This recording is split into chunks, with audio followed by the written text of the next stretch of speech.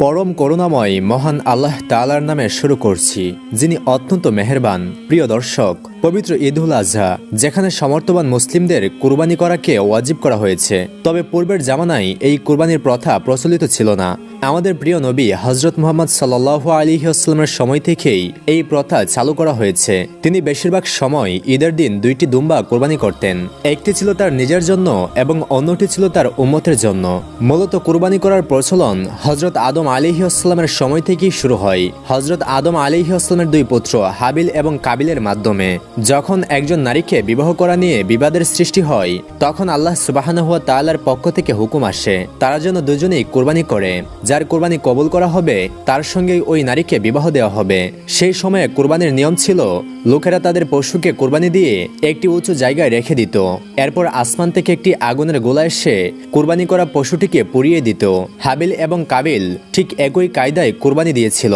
হাবিল একটি ভেড়া কুরবানি করেছিল এবং সেই জবাই করা ভেড়াটিকে পাহাড়ের চূড়ায় রেখে দিয়েছিল।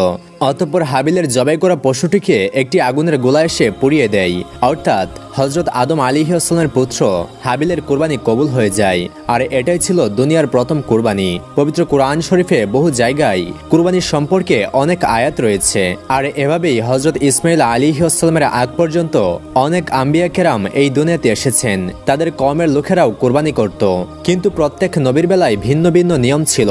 প্রিয় দর্শক, মহান আল্লাহ তাআলার প্রেরিত নবী এবং রাসূলদের মধ্যে অন্যতম গুরুত্বপূর্ণ নবী ছিলেন হজরত ইব্রাহিম আলাইহিস সালাম।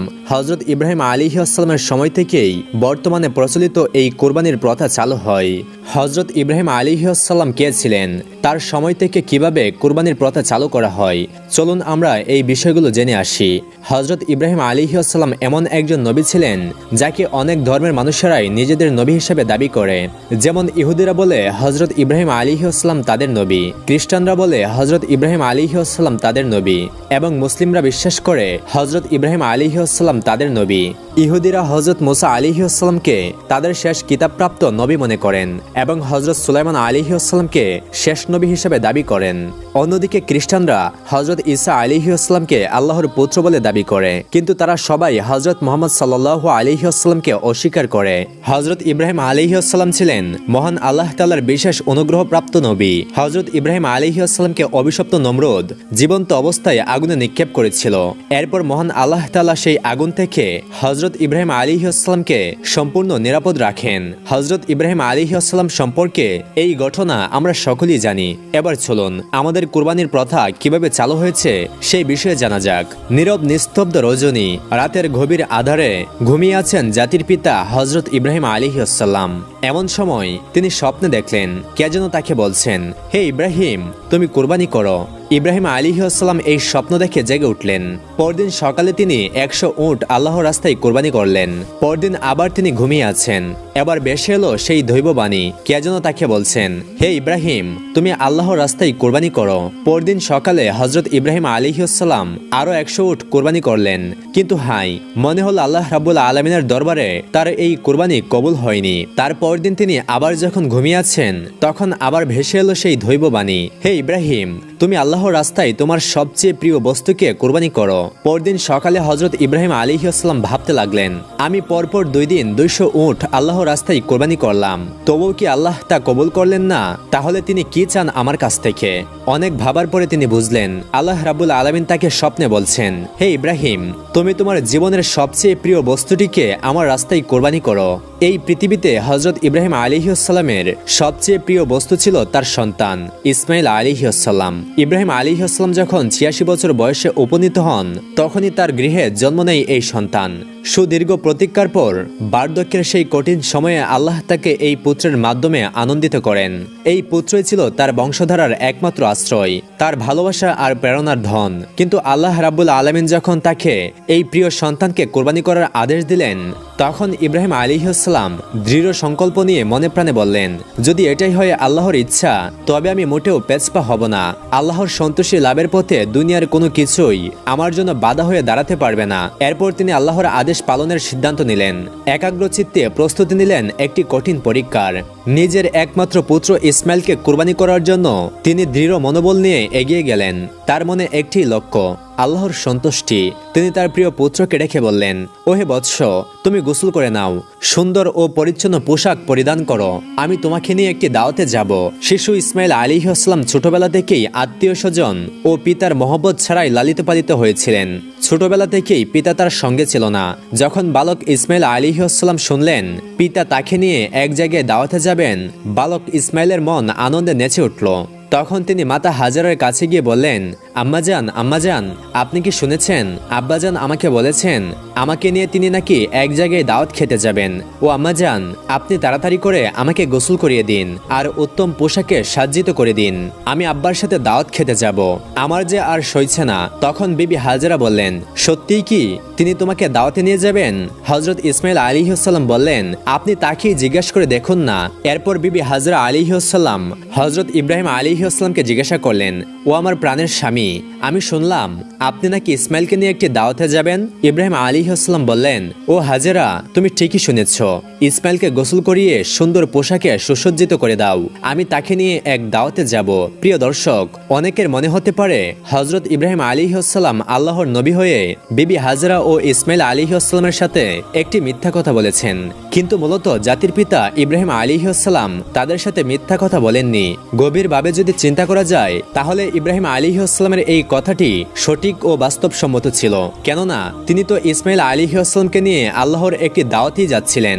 এরপরে বিবি হাজরা আলাইহিস সালাম বালক ইসমাইলকে উত্তম রূপে গোসল করিয়ে সুন্দর পোশাকে সুসজ্জিত করে দিলেন।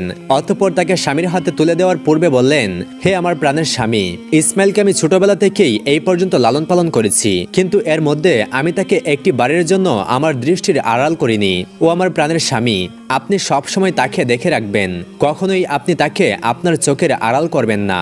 যতক্ষণ পর্যন্ত না আপনি আর ইসমাইল আমার কাছে ফিরছেন ততক্ষণ পর্যন্ত আমি উদ্বিগ্ন হয়ে থাকব এবং আপনাদের পথ পানে চেয়ে থাকব। হযরত ইব্রাহিম আলাইহিস সালাম বিবি হাজরার এই কথা শুনে কোনো কিছুই উত্তর করলেন না। তার হৃদয়ের মধ্যে এক তুফান বয়ে যাচ্ছিল। তিনি মুখ ফুটে কোনো কথা বিবি হাজরাকে বলতে পারছিলেন না। তার অশ্রু যেন দু চোখ দিয়ে বেরিয়ে আসতে চাচ্ছিল, কিন্তু তিনি তার চোখের অস্ত্রগুলিকে আল্লাহ রাব্বুল আলামিনের মহব্বতের দাঁড়িয়ায় চাপা দিয়ে রেখেছিলেন। এরপরে হযরত ইব্রাহিম আলাইহিস সালাম বালক ইসমাইলকে নিয়ে চলতে লাগলেন মিনার পাহাড়ের দিকে।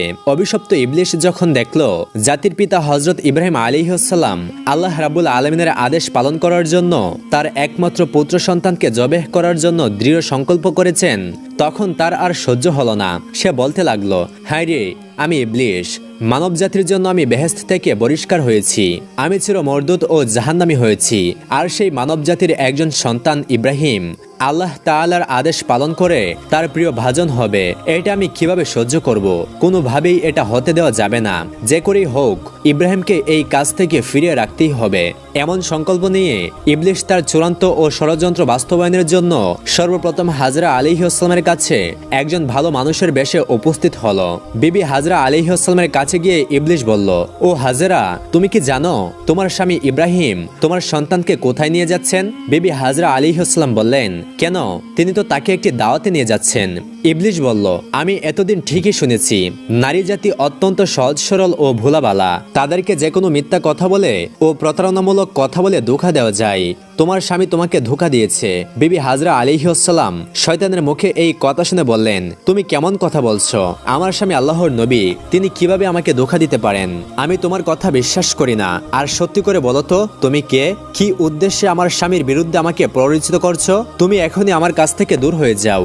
ইবলিশ তখন বলল, হে হাজরা, এখন তো তুমি অত্যন্ত তেজের সাথে কথা বলছো, কিন্তু কালকে যখন দেখবে সত্যিই ইব্রাহিম তার সন্তান ইসমাইলকে জবেহ করে দিয়েছে, তখন দেখা যাবে তোমার এই তেজ কোথায় থাকে। বিবি হাজরা এবার বিরক্ত হয়ে বললেন, আচ্ছা তুমি কি বলতে চাচ্ছ, একটু খুলে বলো। শয়তান বলল, আমি সে কথাই বলার জন্য তোমার কাছে এসেছি। বিবি হাজরা বললেন, তুমি কি আমাকে বোঝাতে পারো এর কি কোনো যুক্তি হয়? একজন পিতা কেন তার একমাত্র নিরপরাধ সন্তানকে জবেহ করবে? শয়তান বলল, ওহে হাজরা, ইব্রাহিম খামাখা ইসমাইলকে জবেহ করবে না। আল্লাহ রাব্বুল আলামিন তাকে নির্দেশ দিয়েছেন তিনি যেন ইসমাইলকে তার রাস্তায় জবেহ করেন। আর সে কারণেই ইব্রাহিম তোমার পুত্র ইসমাইলকে জবেহ করতে মিনার পাহাড়ে নিয়ে যাচ্ছে। এখনো সময় আছে, তুমি তাড়াতাড়ি করে ইসমাইলকে তার হাত থেকে রক্ষা করো, নইলে দেখবে ইব্রাহিম তোমার পুত্র ইসমাইলকে আল্লাহর আদেশ পালন করতে গিয়ে জবেহ করে দিয়েছে। বিবি হাজরা এবার শয়তানের কথা শুনে বললেন, আল্লাহ রাব্বুল আলামিন দুনিয়ায় এতগুলি মানুষের মধ্য থেকে যদি আমার পুত্র ইসমাইলকে তার রাস্তায় জবেহ করার জন্য কবুল করে থাকেন, তাহলে এর চাইতে বড় সৌভাগ্যের বিষয় তো আমার জন্য আর কিছুই হতে পারে না।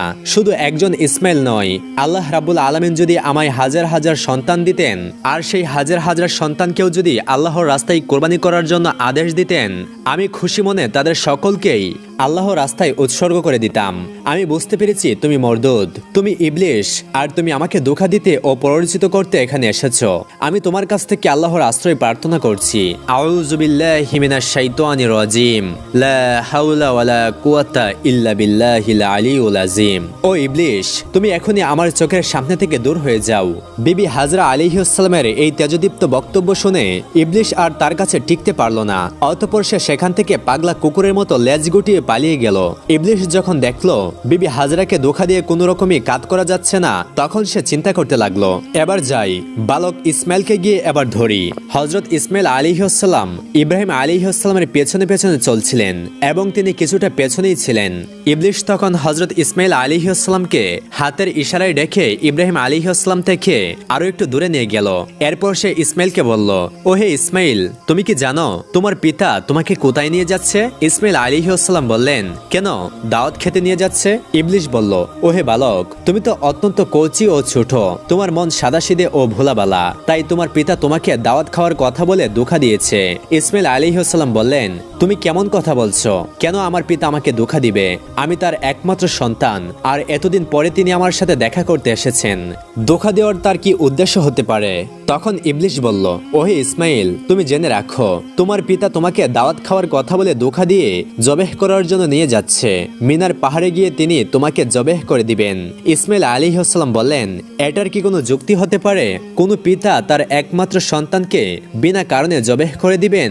ইবলিশ তখন বলল, ও ইসমাইল, তোমার পিতা বিনা কারণে তোমাকে জবেহ করবে না। আল্লাহ রাব্বুল আলামিন তাকে নির্দেশ দিয়েছেন তিনি যেন তোমাকে তার রাস্তায় কোরবানি করেন, আর আল্লাহর নির্দেশ পালন করার জন্যই তোমার পিতা তোমাকে মিনার পাহাড়ে জবেহ করার জন্য নিয়ে যাচ্ছেন। তখন ইসমাইল আলাইহিস সালাম বললেন, আল্লাহ রাব্বুল আলামিন এই দুনিয়াতে এত মানুষের মধ্য হতে যদি আমাকে তার রাস্তায় জবেহ করার জন্য কবুল করে থাকেন, তাহলে এর চাইতে বড় সৌভাগ্যের ব্যাপার তো আমার জন্য আর কিছুই হতে পারে না। আমি বুঝতে পেরেছি তুমি ইবলিশ। ও হে ইবলিশ, তুমি জেনে রাখো আল্লাহ রাব্বুল আলামিন যদি আমাকে লক্ষ কোটি জীবন দিতেন, আর সেই লক্ষ কোটি জীবনকেও আল্লাহ রাব্বুল আলামিন যদি তার রাস্তায় কোরবানি করার জন্য হুকুম দিতেন, তাহলে আমি প্রতিবারই আল্লাহর রাস্তায় কোরবানি হওয়ার জন্য প্রস্তুত থাকতাম। ও হে ইবলিশ, তুমি আমার কাছ থেকে এখনই দূর হয়ে যাও। আমি তোমার থেকে আল্লাহর কাছে আশ্রয় প্রার্থনা করছি। আউযু বিল্লাহি মিনাশ শাইতানির রাজিম। এরপরে হযরত ইসমাইল আলাইহিস সালাম ইবলিশকে লক্ষ্য করে পাথর মারতে লাগলেন। ইসমাইল আলাইহিস সালামের এই স্মৃতিচারণ করে আজ পর্যন্ত হাজিরা হজে গিয়ে শয়তানকে পাথর মারে। এরপরে হযরত ইব্রাহিম আলাইহিস সালাম পুত্র ইসমাইলকে নিয়ে মিনা প্রান্তরে উপস্থিত হলেন। ইসমাইল আলাইহিস সালামকে জবেহ করার পূর্বে জাতির পিতা হযরত ইব্রাহিম আলাইহিস সালাম তার সাথে একটি পরামর্শ করে নিতে চাইলেন। কুরআনের ভাষায় ইব্রাহিম আলাইহিস সালামের সেই পরামর্শের বাক্যগুলি ছিল এইরূপ। অতঃপর ইব্রাহিম আলাইহিস সালাম বললেন, হে বৎস, আমি স্বপ্নে দেখেছি তোমাকে আমি জবেহ করছি, এখন তোমার অভিমত কি বলো? সে বলল, হে আমার পিতা, আপনি যা আদিষ্ট হয়েছেন তাই করুন। আল্লাহ ইচ্ছা করলে আপনি আমাকে ধৈর্যশীলদের অন্তর্ভুক্ত পাবেন। হযরত ইসমাইল আলাইহিস সালামের এইরূপ জবাব শুনে ইব্রাহিম আলাইহিস সালাম অত্যন্ত খুশি হলেন। অতঃপর হযরত ইসমাইল আলাইহিস সালাম তার পিতাকে লক্ষ্য করে বললেন, ও হে আব্বাজান, আপনি তো আমাকে জবেহ করে দিবেন, তার পূর্বে আমার কয়েকটি অনুরোধ রয়েছে, আপনি কি দয়া করে আমার সেই অনুরোধগুলি রক্ষা করবেন? ইব্রাহিম আলাইহিস সালাম বললেন, হে বৎস, তুমি তোমার আরজিগুলি পেশ করতে পারো, আমি সেগুলিকে যথাসাধ্য রক্ষা করার চেষ্টা করব। তখন হযরত ইসমাইল আলাইহিস সালাম বললেন, হে আব্বাজান, আমাকে জবেহ করার পূর্বে আমার হাত পা উত্তম রূপে বেঁধে নিবেন। দেখা যায় জবেহ করার সময় জীবজন্তুগুলি তাদের হাত পা ছড়াছড়ি করে, তেমনি ভাবে মৃত্যুর যন্ত্রণা সহ্য করতে না পেরে আমিও যদি আমার হাত পা ছড়াছড়ি করি আর তা যদি আপনার শরীরে লেগে যায়, এতে আমার বেয়াদবি হবে, আর আমি চাই না মৃত্যুর পূর্বে আমার পিতার সাথে বেয়াদবি করে মরতে। অতএব হে আব্বাজান, আপনি আমার এই অনুরোধ রক্ষা করবেন। দ্বিতীয়ত, আমাকে জবেহ করার সময় আপনি আপনার চক্ষু দুটি ভালোভাবে কাপড় দ্বারা বেঁধে নেবেন, কেননা জবেহ করার সময় যদি আপনার দৃষ্টি আমার চেহারায় পড়ে তাহলে আমার প্রতি আপনার দয়ার উদ্রেক হবে, যাতে আপনার জবেহের কাজে ব্যাঘাত সৃষ্টি হবে। আর আমি চাই না আমার চেহারার কারণে আপনি আল্লাহ রাব্বুল আলামিনের আদেশ পালন করতে কোনরূপ বাধার সম্মুখীন হন। তৃতীয়ত, আমার যে আবদার তা হলো কোরবানি করার পর যখন আপনি গৃহে প্রত্যাবর্তন করবেন তখন আমার রক্তমাখা জামা কাপড়গুলি আমার জনম দুঃখিনী আম্মার নিকট দিয়ে দিবেন এবং তাকে আমার সালাম জানাবেন এবং বলবেন যে তার এই ত্যাগের বিনিময়ে আমরা একত্রে বেহেশতে অবস্থান করতে পারবো। এবং তাকে আরো বলবেন যে আল্লাহ পাক তার নির্দেশ পালন করার যে তৌফিক আমাদেরকে দিয়েছেন তার জন্য তিনি যেন শুকরিয়া আদায় করেন এবং তিনি যেন আমার জন্য কোনরূপ দুঃখ প্রকাশ না করেন। পুত্রের মুখে এই কথাগুলি শ্রবণ করে হযরত ইব্রাহিম আলাইহিস সালাম অত্যন্ত সন্তুষ্ট হলেন। তিনি তার আস্তিনের নিচে পূর্বেই এক গাছের দড়ি এবং একখানা ছুরি লুকিয়ে রেখেছিলেন। অতঃপর তিনি সেই দড়ি বের করে হযরত ইসমাইল আলাইহিস সালামের হাত পা শক্তভাবে বেঁধে নিলেন। এরপরে তার চোখে একখানা কাপড় বেঁধে নিলেন। অতঃপর হযরত ইসমাইল আলাইহিস সালামকে জবেহ করার জন্য শুইয়ে দিলেন। জাতির পিতা হযরত ইব্রাহিম আলাইহিস সালাম তার হাতের ছুরি নিয়ে প্রস্তুত রয়েছেন। তিনি জবেহ করবেন তার একমাত্র সন্তান ইসমাইলকে। তিনি এর মাধ্যমে চাচ্ছেন আল্লাহর আদেশ পালন করতে। তিনি সংকল্প করেছেন আল্লাহর আদেশ পালন করতে তাকে পৃথিবীর কোনো শক্তি বাধা দিতে পারবে না। পিতা তার পুত্রের গলায় ছুরি চালিয়ে দিবেন আল্লাহর প্রেম ও মহব্বতে মাতোয়ারা হয়ে। এই দৃশ্য দেখে আসমান ও জমিনের ফেরেশতারা প্রকম্পিত হয়ে যাচ্ছে। তারা আল্লাহর তাসবিহ ও পবিত্রতা ঘোষণা করে যাচ্ছে। অতঃপর হযরত ইব্রাহিম আলাইহিস সালাম পুত্র ইসমাইলের গলায় ছুরি চালাতে যাবেন। এমন সময় আল্লাহ রাব্বুল আলামিন ছুরিকে নির্দেশ দিলেন, হে ছুরি, তুমি চলার ক্ষমতা হারিয়ে ফেলো। তুমি আমার প্রিয় বান্দার গায়ে একটু আঘাত করতে পারবে না। খবরদার, তুই ইসমাইলের গলার একটি পশমও কাটবি না। তুই যদি ইসমাইলের গলার একটি পশম পর্যন্ত কাটিস তাহলে আমি তোর জন্য জাহান্নামের আগুনকে অবধারিত করে দিব। অতঃপর হযরত ইব্রাহিম আলাইহিস সালাম বিসমিল্লাহ বলে পুত্র ইসমাইলের গলায় ছুরি চালিয়ে দিলেন। কিন্তু ছুরি তো পূর্বেই আল্লাহর নির্দেশ পেয়েছে। সে আল্লাহর ভয়ে ভীত হয়ে ইসমাইল আলাইহিস সালামের গলার একটি পশমও কাটলো না। ইব্রাহিম আলাইহিস সালাম বারবার ইসমাইল আলাইহিস সালামের গলায় ছুরি চালাচ্ছেন, কিন্তু কোনরূপেই তিনি তার গলা কাটতে সক্ষম হচ্ছিলেন না। তখন হযরত ইসমাইল আলাইহিস সালাম পিতাকে বললেন, আব্বাজান, আপনি সম্ভবত আমার স্নেহের প্রভাবে প্রভাবিত হয়ে জোরে ছুরি চালাতে পারছেন না। ওহে আব্বাজান, আপনি আপনার গায়ের সমস্ত শক্তি দিয়ে ছুরি সঞ্চালন করুন। আমরা যদি আল্লাহ রাব্বুল আলামিনের আদেশ পালন করতে ব্যর্থ হই তাহলে আমাদের দুজনকে জবাবদিহি করতে হবে। ইসমাইল আলাইহিস সালামের এই কথা শুনে পুনরায় হযরত ইব্রাহিম আলাইহিস সালাম তার গায়ের সমস্ত শক্তি দিয়ে তার গলায় ছুরি চালাতে লাগলেন। কিন্তু তারপরও ছুরি হযরত ইসমাইল আলাইহিস সালামের একটি পশমও কাটলো না। অনেকক্ষণ ধরে এভাবে ছুরি চালানোর পরে হযরত ইব্রাহিম আলাইহিস সালাম একেবারে বিরক্ত হয়ে গেলেন। অতঃপর তিনি সেই ছুরিটিকে একদিকে নিক্ষেপ করলেন আর সেই ছুরিটি গিয়ে লাগলো একটি পাথরের গায়ে। সঙ্গে সঙ্গে সেই পাথরটি দ্বিখণ্ডিত হয়ে গেল। ইব্রাহিম আলাইহিস সালাম চোখ খুলে দেখলেন ছুরির আঘাতে পাথর দ্বিখণ্ডিত হয়ে গেছে। অতঃপর তিনি আবার ছুরিটাকে হাতে নিলেন। এরপর আল্লাহর নামে পুনরায় তিনি হযরত ইসমাইল আলাইহিস সালামের গলায় ছুরি চালাতে লাগলেন। এমন সময় আল্লাহ রাব্বুল আলামিন হযরত জিবরাইল আলাইহিস সালামকে হুকুম দিলেন, ও হে জিবরাইল, তুমি বেহেশত থেকে একটি দুম্বা নিয়ে যাও আর ইসমাইলকে সরিয়ে তার জায়গায় বেহেশতি দুম্বাটি রেখে দাও। অতঃপর হযরত জিবরাইল আলাইহিস সালাম চোখের পলকে বেহেশত থেকে একটি দুম্বা নিয়ে চলে এলেন। প্রিয় দর্শক, এখানে একটি কথা বলে রাখা ভালো। এই দুম্বাটি ছিল হযরত আদম আলাইহিস সালামের নেক সন্তান হাবিলের কুরবানিকৃত দুম্বা, যেটি আল্লাহ রাব্বুল আলামিন এতদিন বেহেশতে সংরক্ষণ করে রেখেছিলেন। অতঃপর হযরত জিবরাইল আলাইহিস সালাম ইসমাইল আলাইহিস সালামকে সরিয়ে ইব্রাহিম আলাইহিস সালামের ছুরির নিচে সেই বেহেশতের দুম্বাটি রেখে দিলেন আর ওদিকে ইব্রাহিম আলাইহিস সালাম ছুরি চালিয়ে দিলেন। আর সাথে সাথে বেহেশতের দুম্বাটি কোরবানি হয়ে গেল। কিন্তু ইব্রাহিম আলাইহিস সালাম মনে করলেন তার পুত্র ইসমাইলকে তিনি কোরবানি করে দিয়েছেন। কোরবানি সম্পূর্ণ হওয়ার সাথে সাথে ইব্রাহিম আলাইহিস সালাম বললেন, আলহামদুলিল্লাহ। অতঃপর তিনি তার চক্ষু খুলে দেখলেন ইসমাইল আলাইহিস সালাম তো তার পাশেই দাঁড়িয়ে রয়েছে। কোরবানি হয়ে গেছে একটি বেহেশতের দুম্বা। এই দৃশ্য দেখে ইব্রাহিম আলাইহিস সালাম আল্লাহর ফেরেশতা জিবরাইল আলাইহিস সালামকে জিজ্ঞাসা করলেন, হে ভাই জিবরাইল, আল্লাহ রাব্বুল আলামিন কি তবে আমার কোরবানি কবুল করেননি? কেন আমি আমার পুত্র ইসমাইলকে কোরবানি করতে সক্ষম হলাম না। হযরত জিবরাইল আলাইহিস সালাম বললেন, হে ইব্রাহিম, আল্লাহ তাআলা আপনার প্রতি সন্তুষ্ট হয়েছেন। আপনি তার নির্দেশ পালন করতে গিয়ে স্ত্রী ও পুত্রকে কুরবানি করতে উদ্যত হয়েছিলেন। আপনার পুত্র যেভাবে আল্লাহর নির্দেশ মান্য করে নিজ প্রাণ তার রাহে উৎসর্গ করতে প্রস্তুত হয়েছিল, তাতেই আল্লাহ সুবহানাহু ওয়া তাআলা আপনাদের পিতা ও পুত্রের উপর অত্যন্ত সন্তুষ্ট হয়েছেন। তিনি আপনাদের উভয়কে পরীক্ষা করছিলেন, আর আপনারা এই পরীক্ষায় উত্তীর্ণ হয়েছেন। তাই আল্লাহ রাব্বুল আলামিন আপনার উপর সন্তুষ্ট হয়ে বেহেশত থেকে একটি দুম্বা প্রেরণ করেছেন, আর সেই দুম্বাটিকেই আপনি কুরবানি করেছেন। হযরত জিবরাইল আলাইহিস সালামের মুখ থেকে এই কথা শ্রবণ করার পরে হযরত ইব্রাহিম আলাইহিস সালাম পুনরায় আল্লাহ রাব্বুল আলামিনের শুকরিয়া আদায় করলেন। আল্লাহ রাব্বুল আলামিন হযরত ইসমাইল আলাইহিস সালামকে কুরবানি দেওয়ার সর্বশেষ পরিস্থিতির উপর আলোকপাত করে আল কোরআনে উল্লেখ করেছেন। তারা যখন আল্লাহর অনুগত্য প্রকাশ করল এবং ইব্রাহিম আলাইহিস সালাম তার পুত্রকে জবেহ করার জন্য কাত করে শাহিত করলেন, তখনই আমি তাকে আহ্বান করে বললাম, হে ইব্রাহিম, তুমি তোমার স্বপ্নের আদেশ সত্যি পালন করলে। এভাবেই আমি সৎ কর্মপরায়ণদেরকে পুরস্কৃত করে থাকি। নিশ্চয়ই এটা ছিল এক স্পষ্ট পরীক্ষা, আর আমি তার পরিবর্তে এক হৃষ্টপুষ্ট জন্তু জবেহ করেছিলাম এবং আমি তা পরবর্তীদের জন্য নিদর্শন করে রেখেছি। ইব্রাহিমের উপর শান্তি বর্ষিত হোক। এভাবেই আমি সৎ কর্মপরায়ণদেরকে পুরস্কৃত করে থাকি। সূরাতুস সাফফাত আয়াত 103, 110। প্রিয় দর্শক, এই ছিল হযরত ইব্রাহিম আলাইহিস সালাম কর্তৃক তার পুত্র ইসমাইল আলাইহিস সালামকে কুরবানি দেওয়ার কাহিনী। আল্লাহ রাব্বুল আলামিন জাতির পিতা হযরত ইব্রাহিম আলাইহিস সালামের এই ত্যাগ, তিতিক্ষা ও আল্লাহর প্রেম থেকে আমাদেরকেও শিক্ষা লাভ করার তৌফিক দান করুন। আমিন।